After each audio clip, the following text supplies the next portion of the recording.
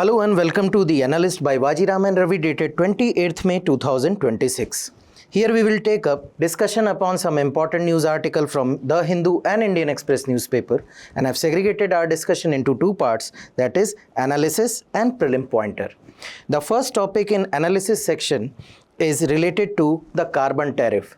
The new carbon tariff system, that is CBAM of the European Union, has entered into the implementation phase. Now, how it will impact and shape the global trade order, specifically from the perspective of India, we will cover that. Next article is related to dowry practice in India. Herein, we will cover the factors behind persistence of this practice, impact, and some other aspects related to dowry in India. Both these discussions will be followed by practice mains question so that you can assess your understanding. The topic for prelim pointer are listed here. They will cover important and relevant information from the perspective of UPSC examination. So let us begin our discussion. Now, the first news article reads as Tariff to Carbon, the new rules shaping India's trade. Now, the Carbon Border Adjustment Mechanism, that is CBAM, which is the new tariff regulation regime brought in by the European Union, from 1st January onward, it entered into operationalized phase, that is implementational phase. Before this, it was in transitional phase. So, now, how it is going to impact the global economy, especially the global supply chain and trade chain. Now, from the perspective of India, it is very important to understand because we are also deliberating upon a free trade agreement with the EU, and these issues, especially the carbon tax and the trade tariffs, are very important from the perspective of India, as it mixes two themes, that is climate mitigation measures as well as international trade. So it says that market access and export growth are no longer determined by tariffs alone. So earlier what used to happen? There were tariff, there were non-tariff barriers, like there were standards for the product, but now there is an implicit carbon tax based upon how much emission has gone into while the production of the material or the commodity. Now, as global trade becomes increasingly linked to the carbon emission measures, comparative advantage now depends on carbon efficiency of production process. Important from the perspective of GS paper 3, that is environment conservation, because we are striving towards attaining the net zero emission by 2070, plus the Indian economy and issues relating to its development and international trade. So, first thing, let us understand what is this carbon border adjustment mechanism. Now, as the name suggests, it imposes a carbon price. What is this carbon price? So, if let's say European Union country or European Union is purchasing steel from India, so it will impose an embedded price, in an implicit price, considering how much amount of carbon was emitted during the production of that particular quantity of steel. So that carbon price on import based on emission generated during their production. So while importing, they will put in an implicit carbon price. Now, what are the sectors that are going to be impacted? Cement, iron and steel, aluminium, fertilizer, electricity, and hydrogen. Now, we are as of now not exporting electricity and other things, but most importantly, it is going to impact iron and steel plus aluminium sector, because European Union is a huge market for iron and steel along with aluminium. Now, what is the objective? Why CBAM was brought in? As per the European Union, the main objective is to prevent the carbon leakage. Now, what is carbon leakage? Understand this. Let's say country A is having stringent norms. So, very tight norms for carbon emission. There is huge penalty. There is huge taxation. Now, what a company can do? What are the options? That this company X will shift its operation to country B, where norms are not that stringent. So what is happening? Here, a stringent norm, company X found it very difficult to go for the further production, profitability and sustenance. So company X shifted the business to country B, where norms are not that stringent.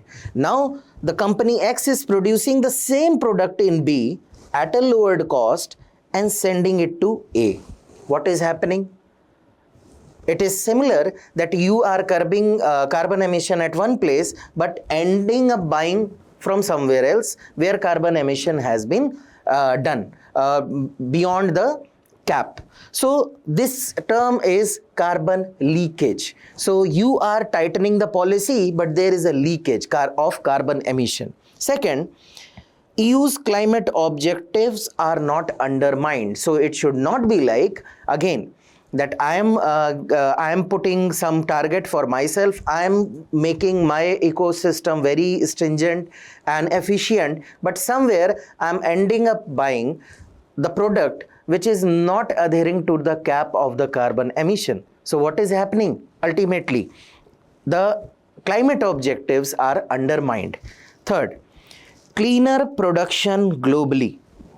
This way, EU proposes or kind of says that our one objective is through this mechanism and pricing, we are pushing countries to move towards cleaner production. Keep this point in mind.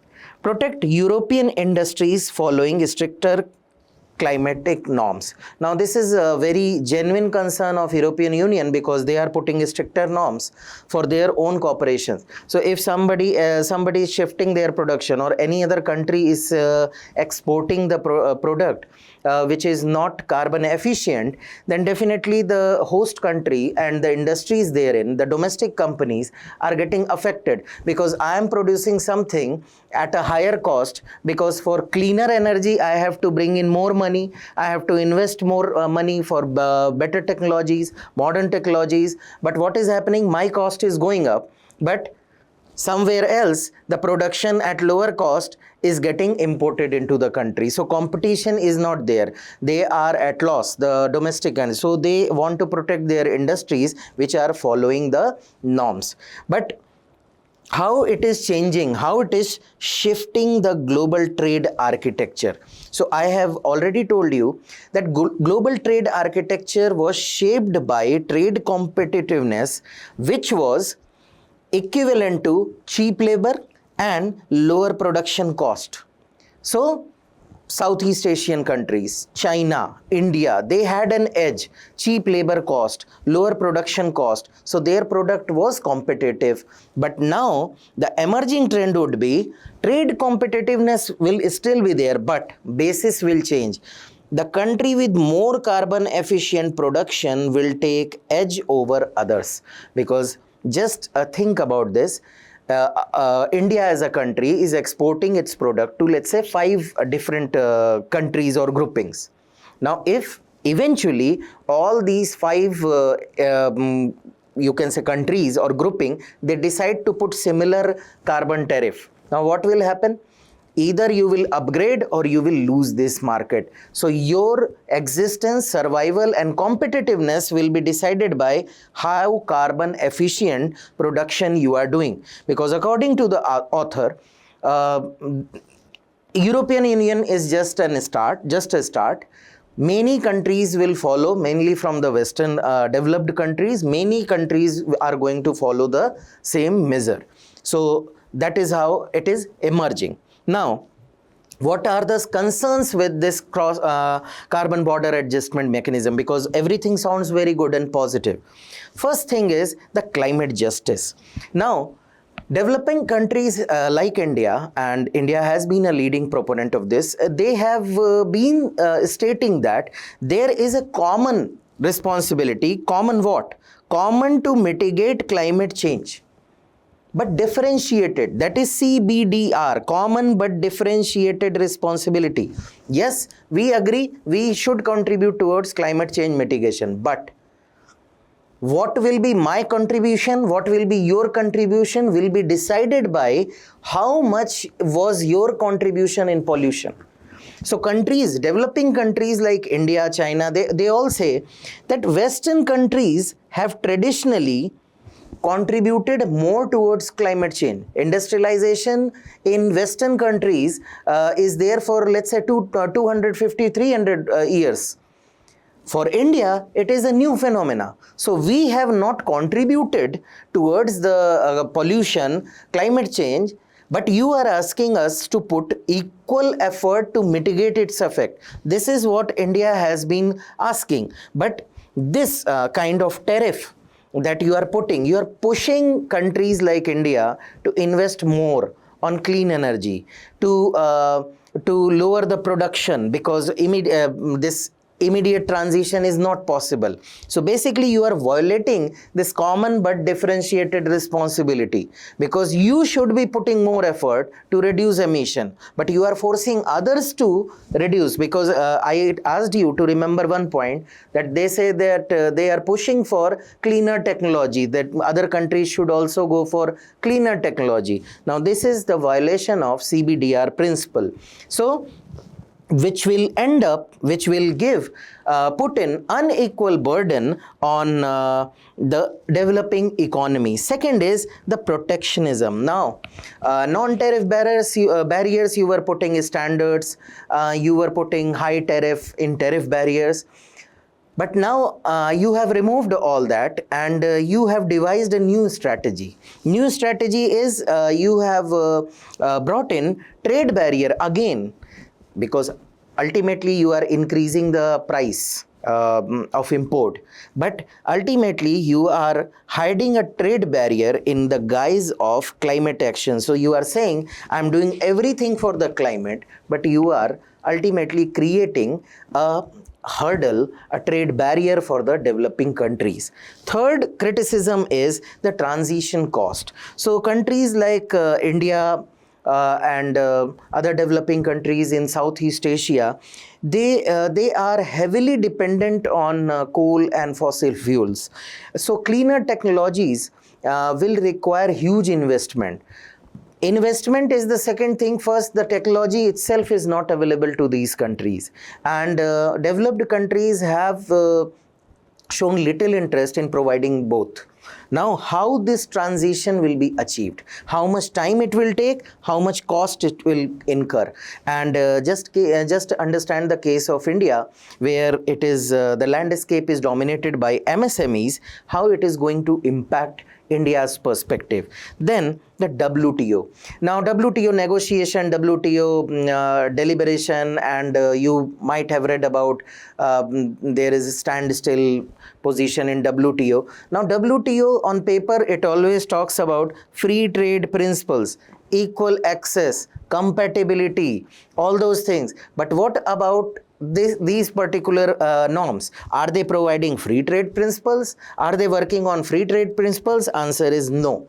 Rather, they fit the bill of discriminatory trade practices, because you are raising the prices, you are raising the barriers.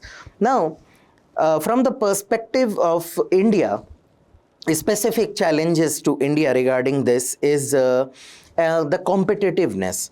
So how it is done? Because at the face of it, what it seems that importer will pay that price. This levy, this tax that for carbon is going to be paid by importer. Now just assume that you are an importer. You are importing something from country B, which is not using cleaner technology. So definitely this importer has to pay higher prices. Don't you think this importer A will search for other options where he can get cheaper material, or he can get materials with cleaner technologies, so that he has to pay a lesser amount of levy or taxes? Certainly such entities will find alternative, and the moment they will go for the alternative, your competitiveness is gone.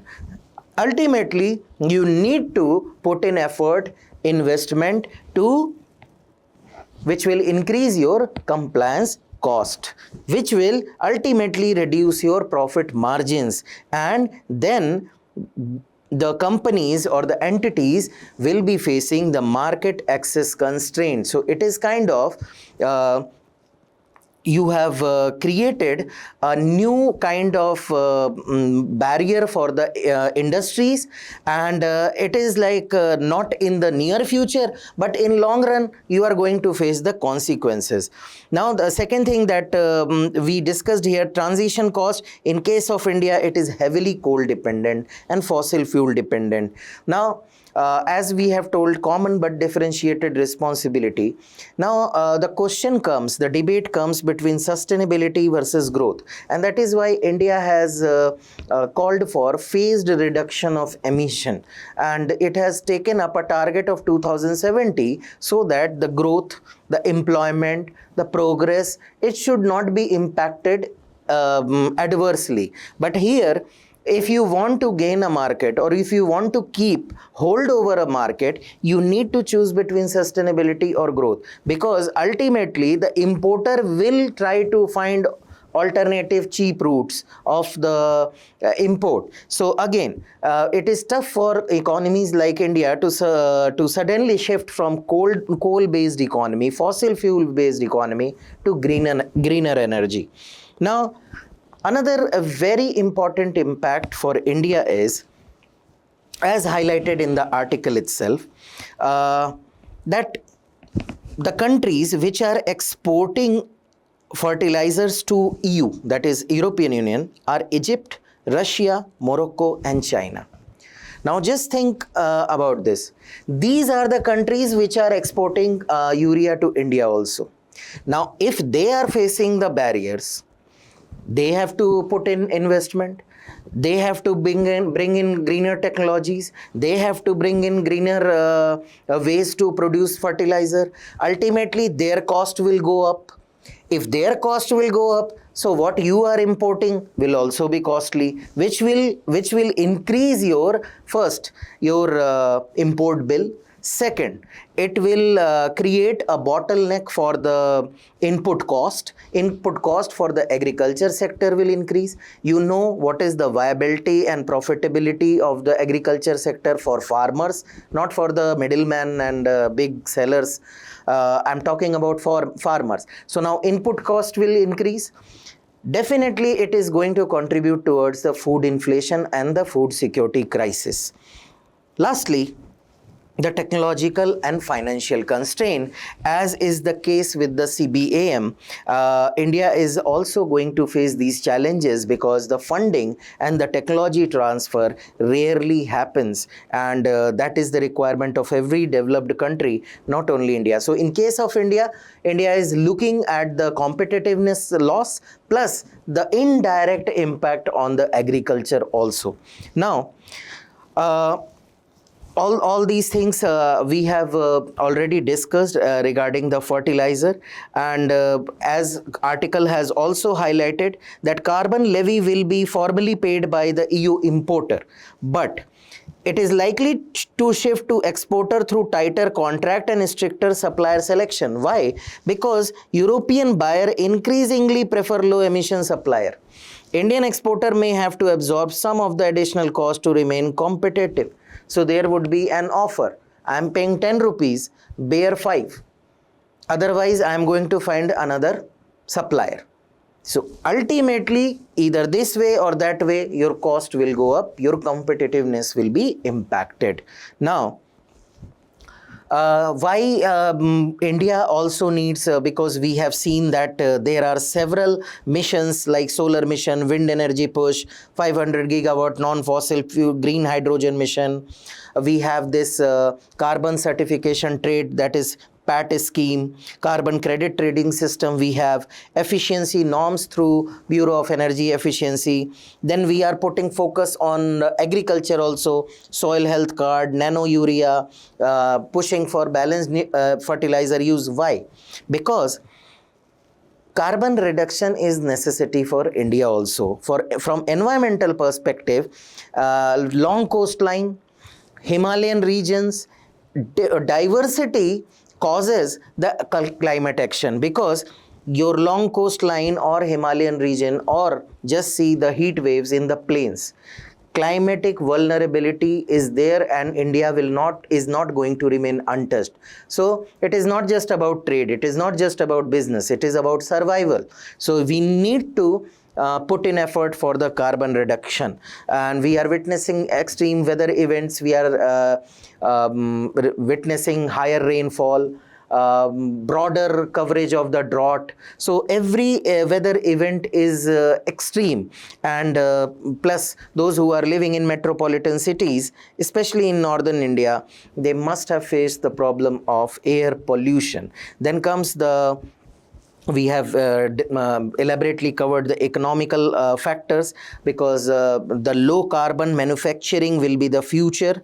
It will depend on this low carbon manufacturing strategically, because every country is going to put in some effort to grab these markets. So India, in order to remain the clean manufacturing hub, requires to reduce the carbon emission and your investment in carbon reduction technologies. Plus, as we have seen Iran-America war, we have seen that fossil fuel dependence, anyways, you have to reduce, and it should not be perpetual dependence on these global supply chain and whims and fancies of the Western world or the OPEC to decide upon the economic growth or industrial growth. Plus, we need to strengthen our energy security in time of crisis. So we are looking at the rise in the price of petroleum product, LPG. We were watching the discussion upon the strategic reserves. So all in all, we all need to go for the carbon reduction. It is not an option, this is a necessity as of now. But it should be based on our preferences, our need, and the interest of the industry. So, as per the author, India needs a two-pronged strategy, one at domestic level and one at international level. So at domestic level, industrial decarbonization through green steel mission, renewable powered manufacturing, MSME transition support. So you need to decarbonize your industrial sector. Second, you need to expedite or put more emphasis on the energy transition toward greener source of energy. Agriculture reforms cannot be left out, and they should be given equal focus as of the industries. So fertilizer dependence should be reduced, precision farming should be promoted, and sustainable agriculture should be promoted, so that dependence on fertilizer can be bring down, can be the bill on fertilizer, dependence on fertilizer and input can be brought down. Then institutional reform, we need that carbon accounting mechanism, ESG standard, and green finance ecosystem should be developed in India itself, so as to promote the green energy and its use. The green pathways can be used in a proper manner. At international level, India should not leave upon CBDR principle. So common but differentiated responsibility should be pursued along with the equitable carbon transition. So it should not be the duty or the one-sided burden on the developing countries, but it should be equitable. One who has contributed more should be taking more responsibility for the mitigation. Then phased-wise compliance timelines should be adhered to and should be committed towards. Then it should continuously seek the demand for technology and finance transfer, so as to these negotiations, the bilateral negotiation, the free trade agreements should not be one-sided. That one side is telling, I am putting carbon tax, I am putting this tax, that. Just ask, give me money, give me technology. Put whatever tax you want to put. So this should be pursued, so that we can upgrade and keep track of, we can upgrade with the demand, and we can also compete with other manufacturing hubs in the world, especially in South Asia and Southeast Asia. Apart from that, we need to focus on trade diversification. We should not be overly overly dependent upon certain groupings. So it should be diversified. It should be we should find more export market for our industries.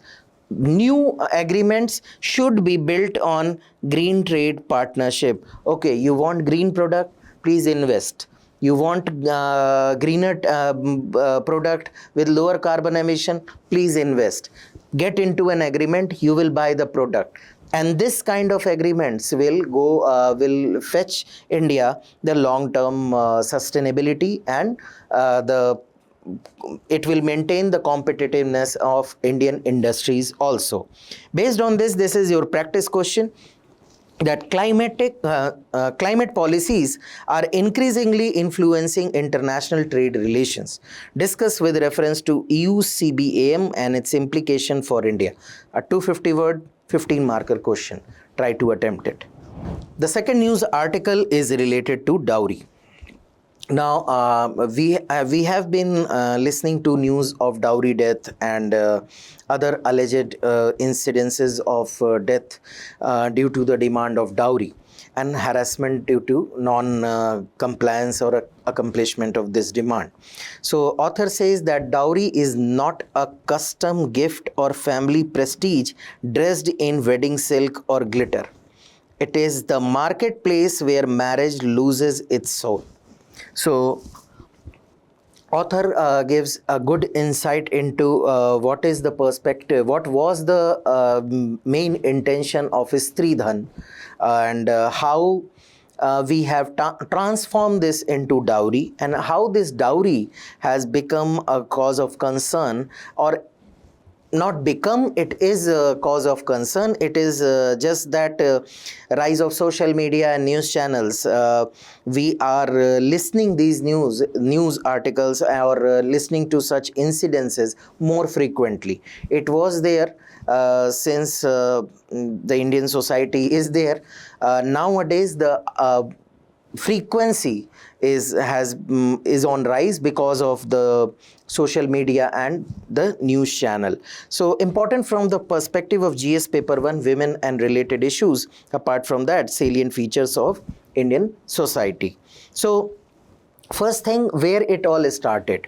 So in ancient period, in Vedic times, the concept of Stridhan came in. What was Stridhan? Stridhan, simple thing. Daughter is going to another house, so some valuables, money, jewelry was given to daughter for her sustenance, for her financial security, but it got transformed.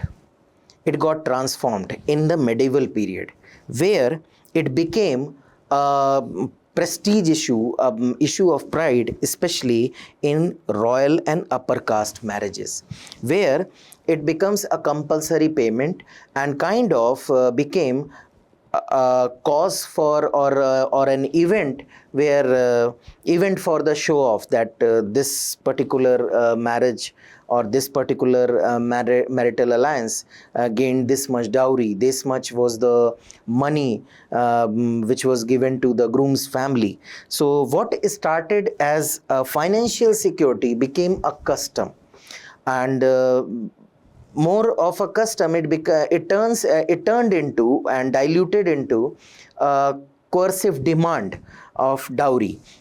Now, in the British period, things worsened. How? Now, British, they codified the law, but they did one mistake. In this codification of law, the inheritance was highly inclined, or kind of deviated, or was in favor of male child, or the male member of the family. So in this inheritance, the patriarchy kind of institutionalization of patriarchy happened due to this codification of law. So inheritance went for the male member of the family, and they were deprived, and then this dependency on dowry and was worsened. How?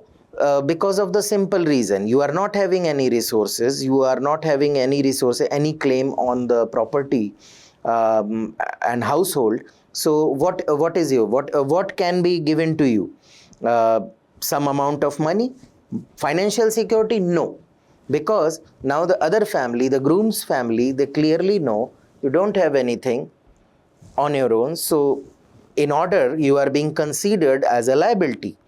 So I am taking that liability, so give me some money. So this becomes institutionalized. Then came the post-independence era. Dowry Prohibition Act 1961 Act came, but more modern and materialistic expectation also came into the society, and dowry problem kept on increasing. The problem before the independence era was also there. You can understand this, that Mahatma Gandhi had to speak about it, and you can connect with it. Whatever he said at that point of time, when India was under the British control, I'm talking 70 years before, is a reflection of the true reality of society even today. That is why he has criticized, and you will find that all those factors are still relevant today. So he says, any young man who makes dowry a condition to marriage. So he puts onus on young man, which we also want to do, that yes, you should be refusing, you should be talking to the family to stop asking for dowry. He also asked, any young man who makes dowry a condition to marriage discredits his education, his country, and dishonors womanhood. So he also appealed to youth that you should be the first to take a call against dowry. But certainly still the prevalence is there. If you will consider NCRB data, the death because of dowry every year, 5,737. For examination perspective, you can simply remember around 6,000 deaths every year are recorded due to dowry. Cases are more than 1 lakh every year, deaths are around 6,000. Now, if you will take an average, at an average of around 17 to 20 deaths per day is recorded by NCRB per day. 17 or 20 daughters of the country are losing their life. Now, do we think that this is the only law that India has brought in to prevent dowry? Answer is no. Dowry Prohibition Act, Bharati Nyaya Samhita, BNS Section 85, Protection of Women from Domestic Violence Act, Indian Evidence Act Section 113B, which presumes the husband or his relative responsible if a woman dies due to dowry harassment. Criminal Law Amendment Act 1983, which also focused on strengthened legal provisions. So there are several legal provisions present in India. Apart from that, Government of India has also brought in Beti Bachao, Beti Padhao Andolan, Mahila Shakti Kendra, One Stop Center, Sukanya Samriddhi Yojana, National Commission for Women, Ujjwala Scheme. All these are targeted or aimed towards reducing the physical violence, harassment of women, especially for the dowry. Now, but why? Why it is still prevalent in the society? Why it is entrenched in the society? First is the patriarchal mindset. So, women are considered as financial liability. So, if one family is taking your liability, they are demanding dowry for their sustenance and their upkeep. So this becomes the basic cause, that this girl which is moving to another home is a liability. So to upkeep this liability, give me money. Okay. Now, second reason is economic inequality. Now there are disparities in the society also. But marriage have become a very commercialized way, or you can say they have transformed into commercialized affair, and very important route where wealth is getting transferred. So you will often hear that a person who has got into government job or any good job is being seeked out for higher dowry. So it is not that only family is demanding dowry. Those who have this patriarchal mindset, they are offering dowry at a higher rates. So this is way of wealth transfer. So my daughter is going to another house, that house is not that wealthy, so let me help them. So this kind of mindset. Okay, next is the societal transaction. So as we told, the in medieval period it became notion of prestige and pride, that how much dowry they have got, how much dowry they have given. So in not all the cases, I cannot say in most of the cases, but certainly a huge number of cases are there where dowry transaction becomes a matter of pride and honor. In many cultures, you might find videos on social media. There is proper announcement of dowry, and they are celebrating the amount of dowry that they are getting or being or they are giving. So maybe they are using it as a proof that I am giving this much, but many a times it is more moment of pride because people talk about it. Then the gender bias. So preference of sons. So more preference to son, and for the growth and continuance of the family. So in the family itself, girl child, the investment in her career and education is not seen very viable affair. So it is better whatever money you are having, give it as a dowry and just remove the liability. And this is what the scene is. Then lack of education and awareness that there are laws, there are legal provision. More of it, lack of provision is there, but more than, I guess, this awareness point, it is more about social pressure. Even if you have awareness, what would you do?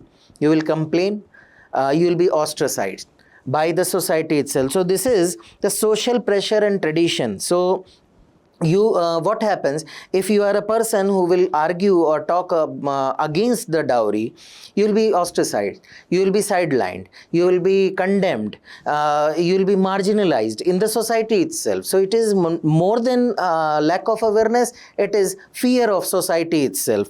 Then the law enforcement. So even somebody, if they gain the courage to complain about the harassment and the incidences, the law enforcement agencies are not very keen in following the SOPs. In recent cases, you might have heard that there are allegations that police investigation is not being conducted properly, is not being done properly. They are not reaching a spot, they are not recording evidences, they are not taking actions, they show lethargy. All these allegations are there.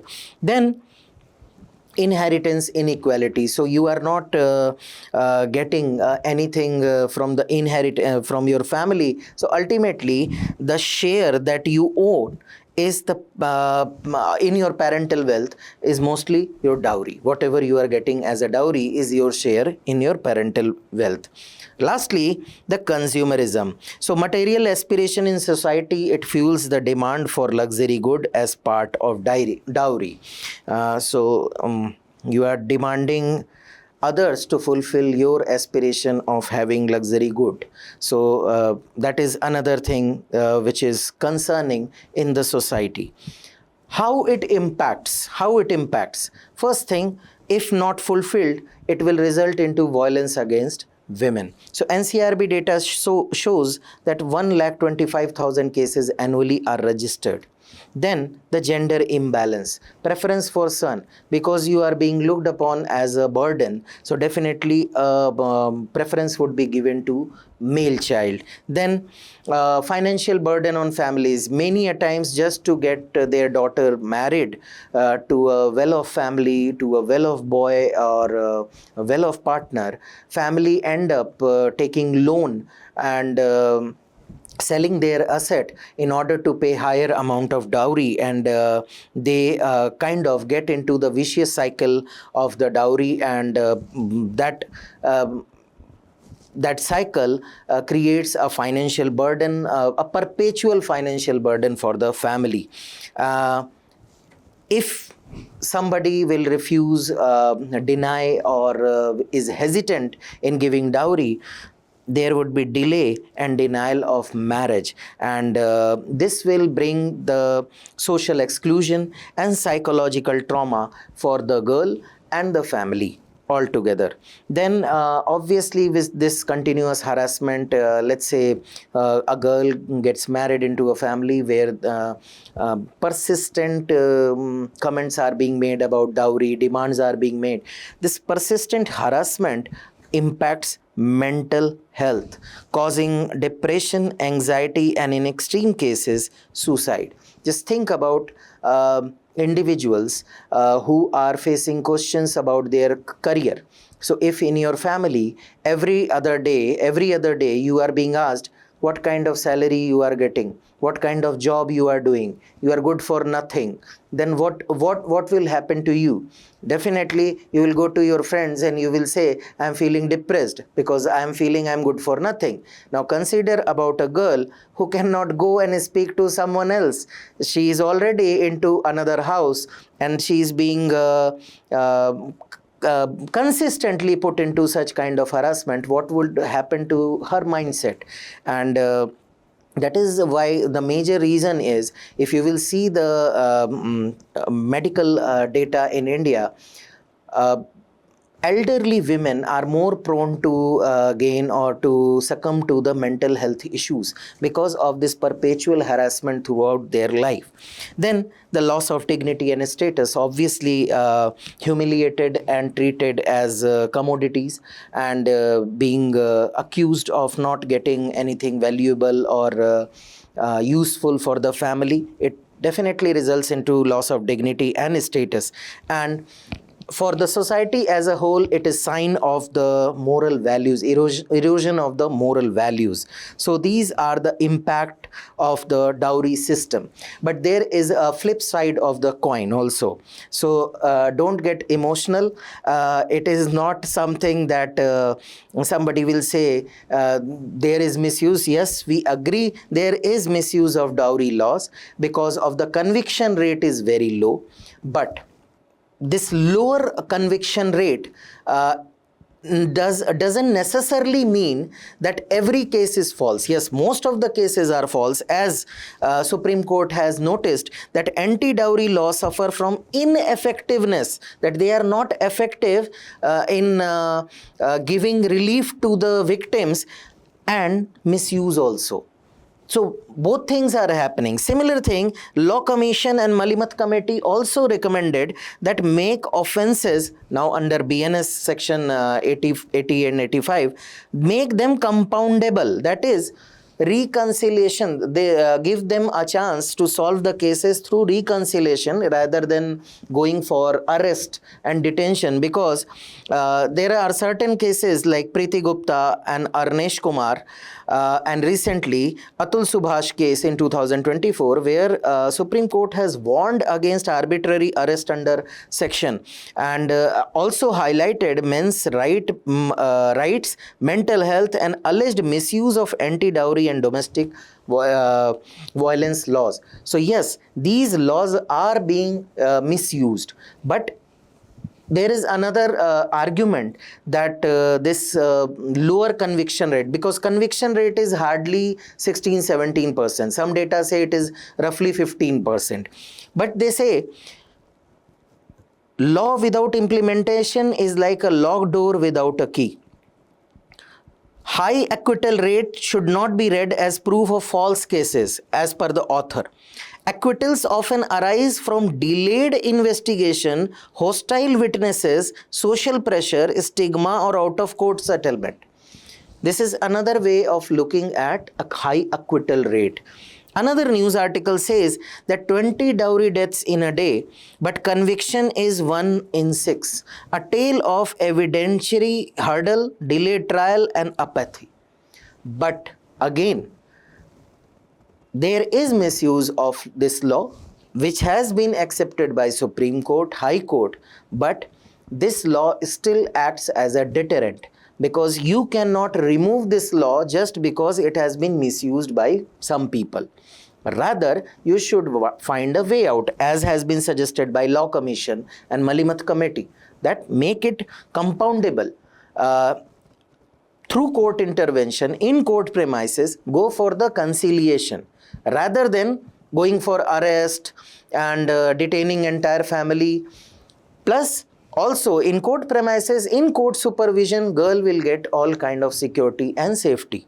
So a middle path has to be found, and Supreme Court has also asked the legislature to look into the bill to act and improve the things. What else needs to be done as per the Article 4P framework? That is prevent, protect, prosecute, and provision of crisis response services. So prevent means awareness, tolerance, there should be zero tolerance, strict enforcement of law, community engagement, changing social, all these things. So you should not be just dependent on the police forces, but it should start from the family. As the article itself suggests, that you should not be telling your daughter to adjust, to wait for 2-3 days, 2-3 months. You should immediately intervene, bring her back, go for the conciliation, go for the discussion, go for the deliberation. It should not be, you can say, this is not a matter where you can go for the procrastination, that wait for 3 months, let's see whether things are improving or not. Then you should be providing proper protection where there should be 24/7 helpline, there should be proper record of the complaint, there should be proper investigation, so that prosecution can be done at in a better manner. So investigation, fast track courts, these things can improve the conviction rate and also will help in acquittal of the false cases in case where a false accusation has been made. Apart from that, safe shelter, counseling support, legal aid and guidance, financial assistance and rehabilitation assistance should be provided. Apart from this, the awareness campaign should also be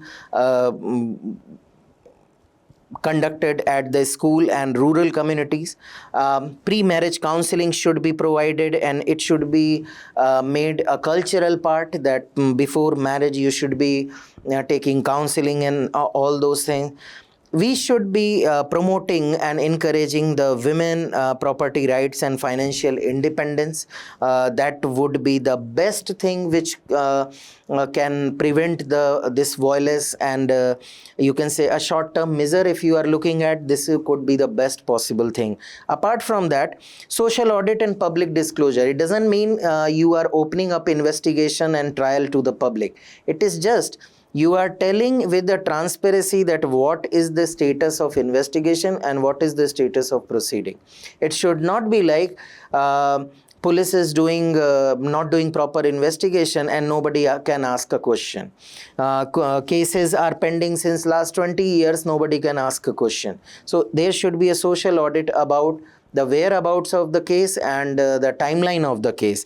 Lastly, NGOs, local panchayat should be involved for comprehensive counseling, intervention and prevention of the dowry related issues. Based on this is your practice question, that dowry is not merely a legal issue but a manifestation of a structural gender inequality. Examine a 15-marker 250-word question. Try to attempt it. The first article in prelim section is related to rare dragonfly, which has resurfaced in the state of Arunachal Pradesh. So important from the perspective of prelim examination, that is a species in news. So what are the details? If you have seen the dragonfly, they have two sets of eyes, which they call compound eyes. So they are dotted with several lens type of eye component, which helps them to have a 360-degree vision altogether. So this is what we call compound eye. And last time it was recorded in 1914 in Arunachal Pradesh. So after 1914, this has been recorded recently. It is commonly known as long-tailed dusk hawker, and has been found in the Changlang district of Arunachal Pradesh, famous for, specifically you are familiar with this name, is Namdafa Wildlife Sanctuary or National Park and Tiger Reserve. Namdafa National Park and Tiger Reserve. This is not endemic to India. It belongs to Indo-Burma region. So South Asian countries also are home to this. In India also it is not endemic to Arunachal or limited to Arunachal. It is also documented in Assam, Maharashtra, Meghalaya, Uttarakhand and West Bengal. So it is not something which is unique to the Northeast India, yes, but it was rare, last recorded in 1914, so now recorded, so this becomes a significant news. Now important from the prelims perspective is Namdafa National Park in the Arunachal Pradesh, around India-Myanmar border, lies between Mishmi and Patkai Hills. Mishmi and Patkai Hills, and it also shares boundary with another very important wildlife sanctuary, that is Kamlang. And as the name suggests, it is drained by the Namdafa river, which is a tributary of Dihing river, which further goes on to become a tributary of Brahmaputra. Vegetation type is very unique because of the elevation changes. So different kind of vegetations are found. So you will find tropical evergreen, tropical moist deciduous, Himalayan moist temperate and alpine scrub. Similarly, it is very rich in fauna known basically for critically endangered Namdafa flying squirrel. So it is not something which is flipping its wing. While jumping from one tree to another, it spreads the wings, and kind of fin-shaped wings are there. So it goes into glided path, glided flight. Namdafa flying squirrel, critically endangered. Apart from that, Asian elephant, Himalayan black bear, sun bear, Huluk gibbon and slow loris are also found. Very important that it is the only park in the world where 4 feline species of big cat, that is tiger, leopard, snow leopard and clouded leopard, all are found in one single tiger reserve or wildlife sanctuary, national park you can call it. The next news article is related to Supreme Court Collegium, as it has recommended 4 High Court Chief Justice to be elevated as Supreme Court Judge. Along with that, most importantly, a women advocate from the Supreme Court, Senior Advocate V. Mohana, has also been elevated to the rank of Supreme Court Judge. As of now, only one female judge, that is Justice B.V. Nagaratna, was there. So now, after appointment of Justice V. Mohana, we will have 2 women in the Supreme Court bench, or the justice as a Supreme in the Supreme Court of India. From the perspective of prelim, the judiciary, it is important. From the prelims perspective, what is the collegium system is important.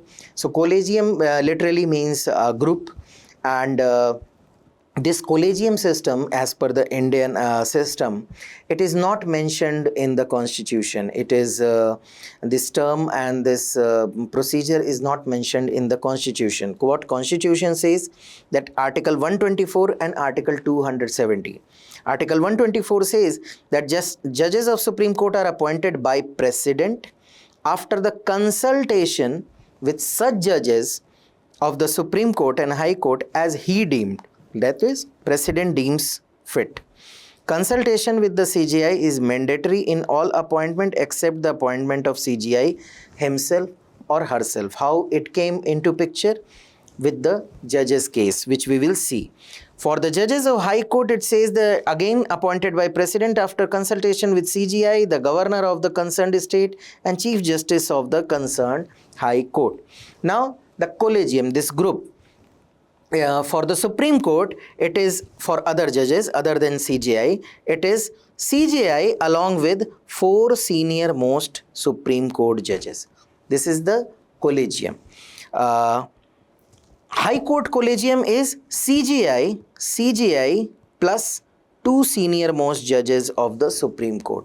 So for the Supreme Court, it is CGI plus the 4 senior most judges, and here in the case of High Court, it is CGI plus 2 senior most judges. For transfer of High Court judges, it is again CGI plus 4 senior most judges, like the Collegium in the Supreme Court, and Chief Justice of 2 High Courts. So where the source High Court and destination High Court. So 2 Chief Justices along with CGI plus 4 senior most judges. Now these appointments will be referred to the cabinet. They can raise objection, they can ask for clarification, but if Collegium reiterates, so they are bound to follow the recommendation of the Collegium. So what is the purpose of objecting? To create a point, to bring it to the notice that yes, there are some issues, and in past also central government has reserved its opinion for few nominations, and the situation was handled amicably between the Collegium and the central government.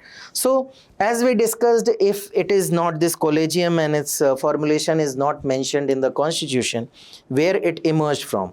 It emerged from 4 judges cases. So first was SP Gupta versus Union of India in the year 1981, where this word consultation was debated, whether this consultation is binding or not, to which Supreme Court said consultation does not mean concurrence, that is, it is not binding. So they favored executive. Second judge's case in 1993, that is Advocate on Record Association versus Union of India, Supreme Court reversed and said that consultation should be interpreted as concurrence of CJI. So you cannot go against the advice of the CJI. It is concurrence. So it established the Collegium system for the first time in India. Here consultation was made concurrence. Now institutionalization of Collegium system happened in third judges cases in 1998, where they specifically told that this consultation should be plurality of judges and CJI plus 4 senior most judges. So present form, that is CJI plus 4 and CJI plus 2, which you are looking at, is established in third judges cases. So what is the fourth judges case?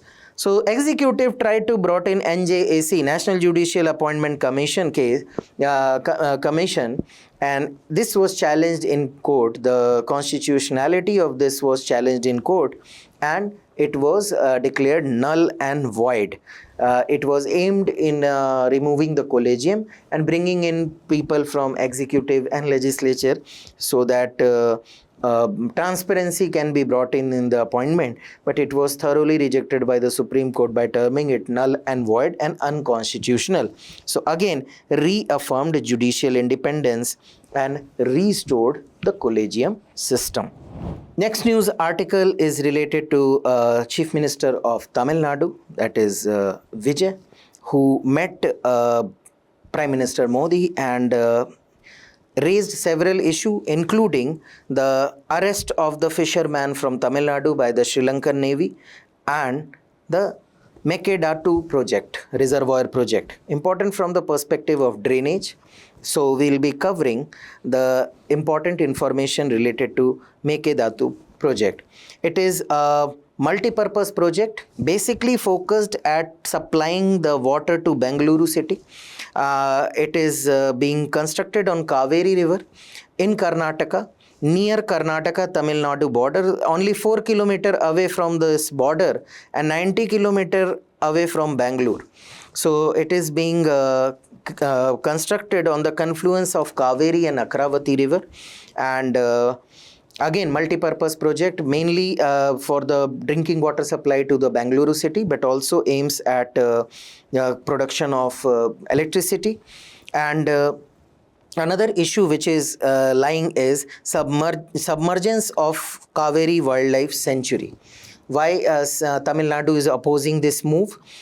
Because as per Tamil Nadu government, this Mekedatu Reservoir, for which Karnataka is going to propose a Bhumi Pujan, that is an inaugural ceremony, is violation of Kaveri Water Dispute Tribunal and Supreme Court rulings. So whatever the division or the award given by the Water Dispute Tribunal in the Kaveri case, Tamil Nadu is saying that this dam is violation of both Supreme Court ruling and Kaveri Tribunal's award. And they are asking Union government not to permit the project without the consent of Tamil Nadu, Kerala and Puducherry, warning that announcement had triggered serious concern among farmers in the state in the downstream of Kaveri river. Now, from the perspective of examination, river Kaveri is very important. Again, originates in Tal Kaveri in Brahmagiri Hills in Karnataka, Western Ghats. Flows through mainly Karnataka and Tamil Nadu, but a small catchment contribution is in Kerala and Puducherry also, and that is why the CM of Tamil Nadu is asking for their consent too. Major left bank tributaries include Harangi River, Hemavati River, Shimsha River, Akravati River and Bhavani River, while the right bank tributary includes Kabini, Lakshmana Tirtha, Noyal and Amravati River. So this was the important information related to the Kaveri River. Another important thing related to the Kaveri River is the major reservoir which are at present located on the Kaveri River, mainly in Karnataka, Krishna Raj Sagar Dam in Karnataka, Kabini Reservoir on the tributary, Hemavati Reservoir on Hemavati River again in Karnataka, Harangi Dam in Karnataka, while in Tamil Nadu, major dam is Mettur, Bhavani Sagar and Amravati. So three dams are there in Tamil Nadu, major dams, while others are located in Karnataka. And now with this particular dam, there again voices of contention has been raised by Kerala, Tamil Nadu and Puducherry. Another news article is related to AMCA fighter, that is Advanced Medium Combat Aircraft of 5th gen aircraft for the Indian Air Force. And Center has issued a request for proposal. It has earlier selected three entities, Larsen & Toubro, Tata Advanced System and Bharat Forge and BEML Consortium, and they have asked a request for proposal for AMCA project.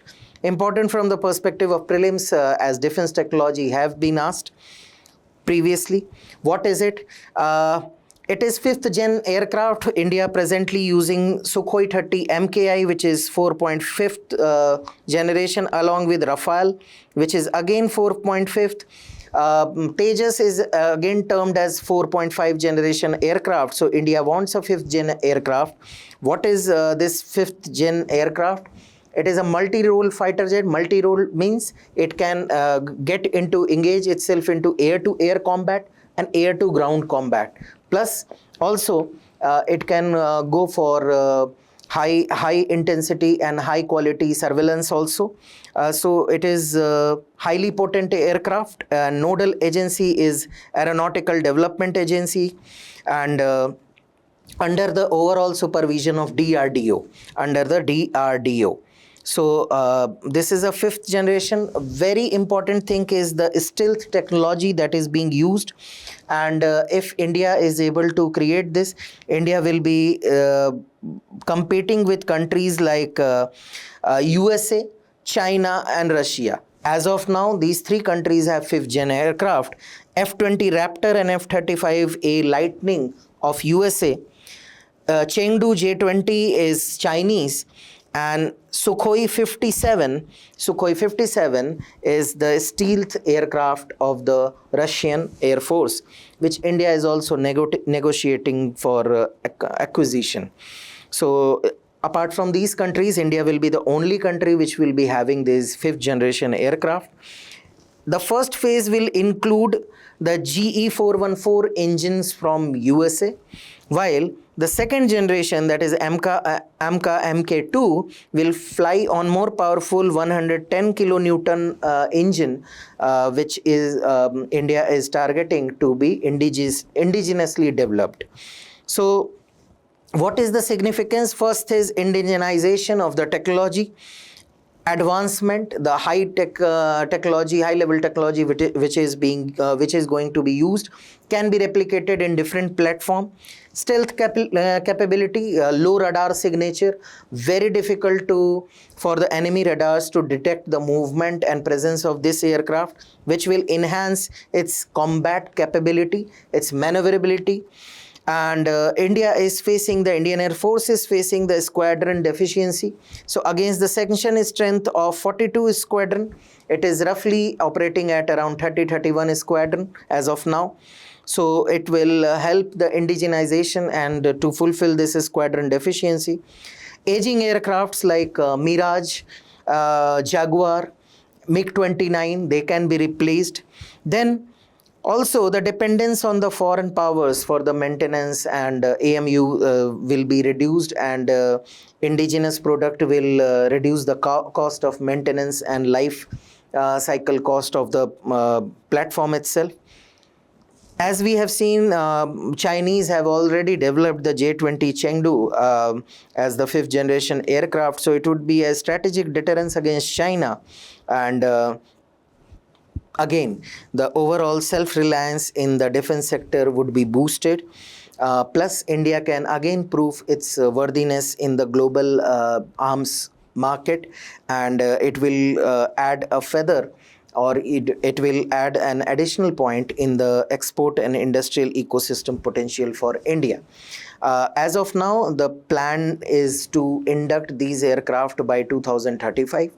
But India wants to expedite that process, and that is why it has introduced the private companies like Larsen Toubro, Tata and BEML, Bharat Forge, rather than going for Hindustan Aeronautical Limited.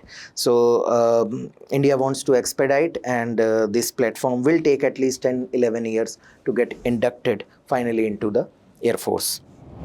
Now, the last news article is related to the Ebola epidemic in the Democratic Republic of Congo, and UN also has highlighted that the spread of epidemic has outpaced the global response. So global response has been slow, and which has resulted into faster spread of the epidemic. So places in news, we are going to cover the map location of the Democratic Republic of Congo, because Ebola has already been covered.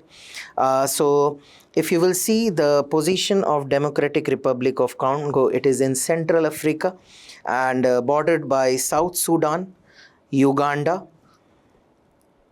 Rwanda, Burundi, Tanzania, and please mark, very important river, Lake Tanganyika lies between the border of DRC, Tanzania and Zambia.